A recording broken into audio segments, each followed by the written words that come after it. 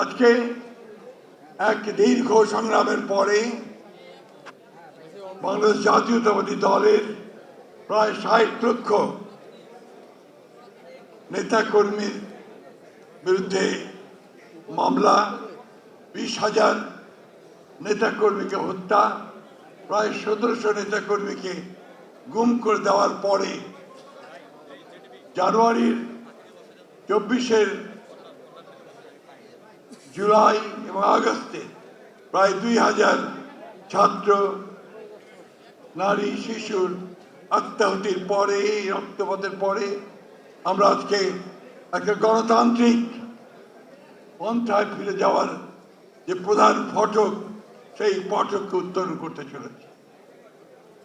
বিগত নির্বাচন প্রমাণ করেছে যে জনাব তারেক রহমানের নেতৃত্বে বাংলাদেশ জাতীয়তা দল যেমন ঐক্যবদ্ধ, ঠিক তেমনিভাবে ১৮ কোটি মানুষও ঐক্যবদ্ধ।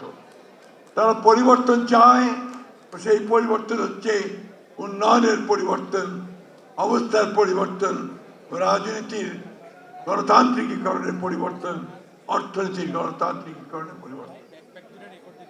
এই নির্বাচনে বিজয় হয়েছে উদারপন্থী গণতন্ত্রে।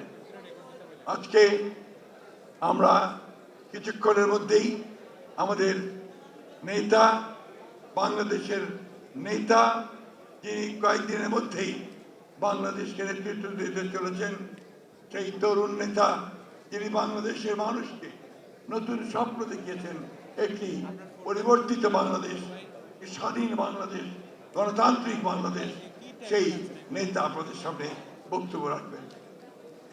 আমি আমার কথা এই বলে শেষ করতে চাই, আসুন আজকে আমরা আমাদের এই তরুণ নেতা তারেক রহমানের হাতকে শক্তিশালী করি। আমরা বাংলাদেশের যে নতুন সূর্য উদিত হয়েছে, সেই সূর্যের আলোয় সবাই আলোকিত হই। আমরা সত্যিকার অর্থে একটা শান্তির বাংলাদেশ, ভালোবাসার বাংলাদেশ, গণতন্ত্রের বাংলাদেশ আমরা গড়ে তুলি সবাই মিলে।